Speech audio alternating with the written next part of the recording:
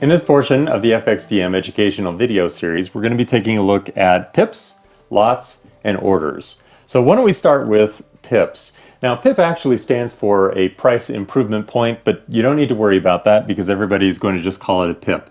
Now let's start with a quick example here. Let's say that we are trading the euro-US dollar exchange rate here and that its current quote is 1.1295.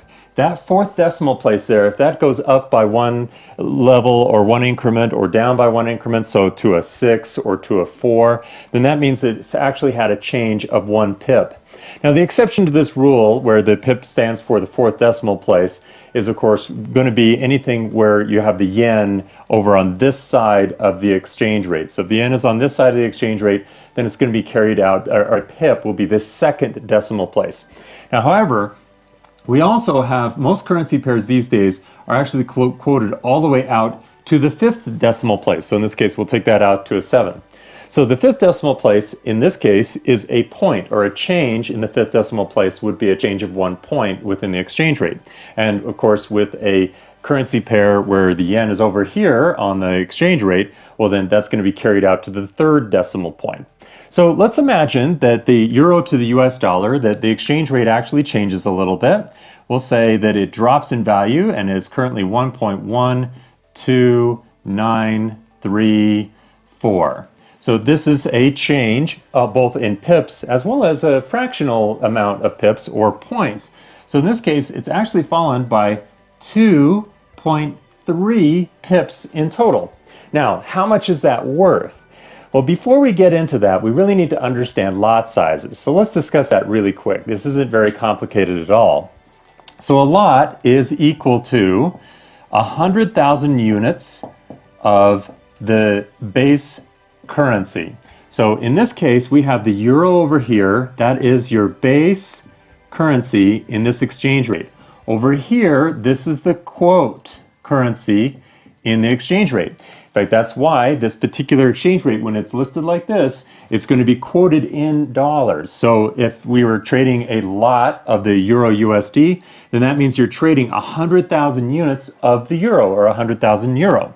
Now there are, of course, also mini lots, and those represent 10,000 units of the base currency. And then there are also micro lots, which represent 1,000 units of the base currency.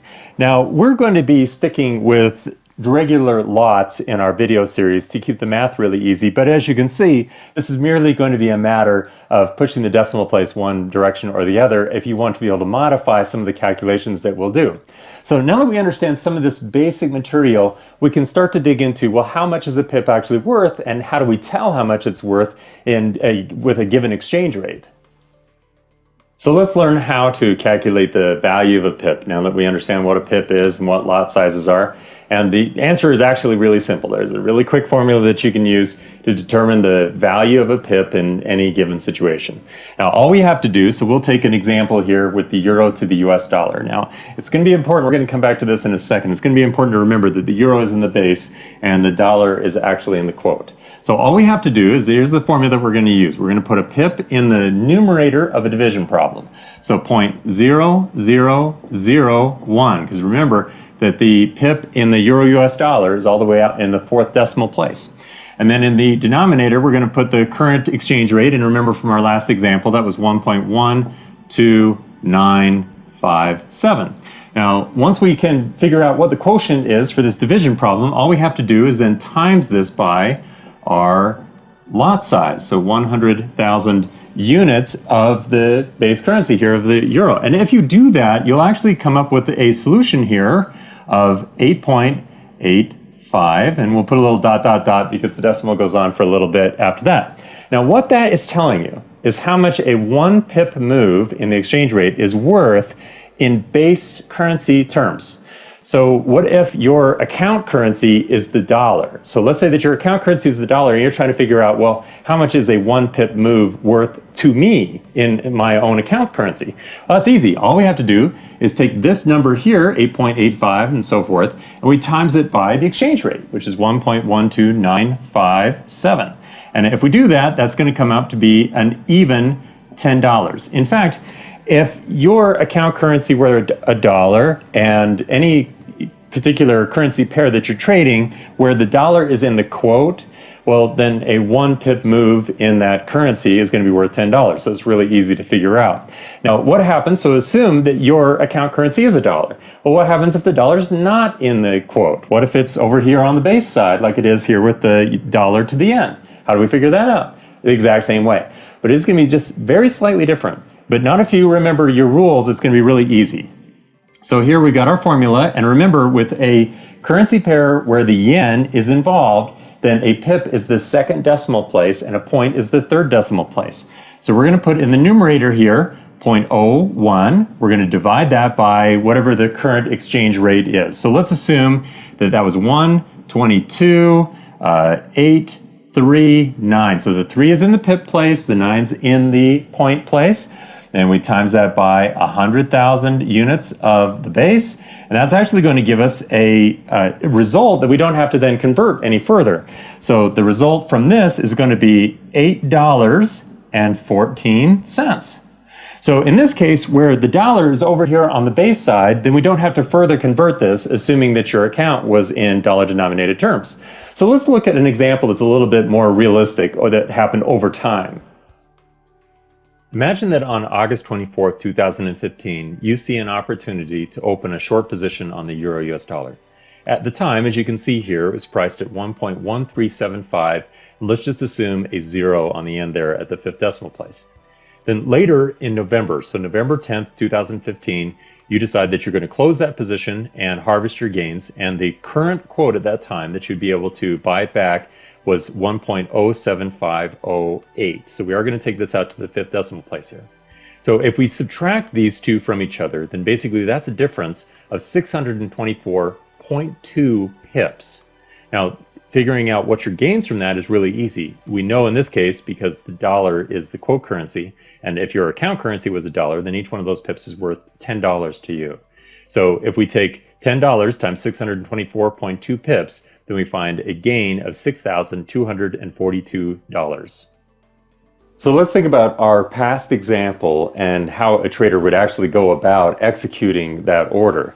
So as I said, let's imagine that the current market price is 1.13750. Now, instant execution is one of the approaches here, which is that if they see that that price is available, they can put in an order for instant execution. However, if the price that's available or quoted changes, then they're going to get a requote. So they can decide whether or not they take that requote. Let's say that the requote was at 1.13745, so a little bit underneath where they had originally planned. Well, they can then decide whether or not they're going to actually take that order. Now, at the same time, they can also set a couple of orders to provide some protection for their position.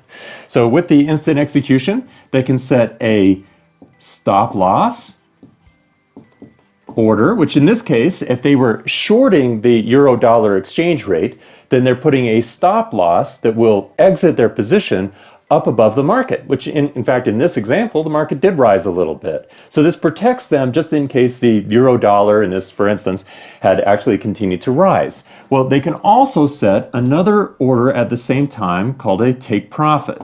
So the take profit will allow them to take their profits off the table if the exchange rate gets to where they had planned, even whether they're there in front of their FXDM MT4 platform or not. So they're able to, in this case, put a take profit order underneath the market. Now there's another way to approach this too, and we can use a pending order. Now, a pending order is not very complicated, but it has a couple of choices that you have to make depending on where you want to actually get into the position in the first place. So a pending order basically falls into two categories. There's a buy or there's a sell order. Now, let's imagine that, again, that you're planning to, like this trader was, that you're planning to short the euro-dollar exchange rate. So you could put a pending order that is a sell pending order. Now, if you assume that you want to sell as the market begins to fall a little bit, maybe it's starting to gather a little bit of bearish momentum, or at least that's what you're anticipating. So you wanted to use a sell order that actually gets you into the position as the market starts moving down. Well, then you would need to use a sell stop order. Now, if you instead, let's say you anticipated that the euro dollar might rise a little bit, maybe it's going to get to a resistance level, and you want to sell at that point, but maybe you won't be there in front of your trading platform at the time, so you could use a sell limit order. So in this case, you have the ability to basically decide, I want my sell order to trigger as the market starts falling. So in other words, the price at that time that I want that order to execute is underneath the price that's available right now. Or I want to short as the market begins to rise, maybe hits a resistance level or something like that. And so I'm going to use a limit order to do that. Now, there is the inverse of this, of course. Let's imagine that instead of being bearish on the euro dollar, you were bullish and you want to be able to take advantage of that with a buy order. Well, this works the same way. So if a trader had wanted to buy as the market was rising and beginning to gather a little bit of bullish momentum, then they'd want to use a buy stop, because they have the ability right now to buy at a cheaper price, but they don't want to do that. They want to buy as the market begins to move in their favor, so they would use a buy stop. Well, what if they think that there is the possibility that the market or the euro dollar exchange rate may actually drop a little bit, maybe it gets to a support level or something like that, and they want to be able to execute their buy order at that point, they would use a buy limit. So that's an order that's going to execute as the market price comes down, or the available price comes down to wherever they anticipate that they want to be able to actually achieve that execution. So there's a lot of alternatives here, but really it's just two variations of the same thing. And then finally, they can use market execution. Now, market execution is, in some respects, so you can kind of think about it as similar to instant execution, except that market execution, that will give you the market price. Now, that may be exactly the price that you planned, or it could be even a little better or a little bit worse. But when that order is sent through to the market, that's the price that you're going to get, is what's available at the market immediately. And then later you can go in to put in a pending orders that will act as a stop loss or a take profit level.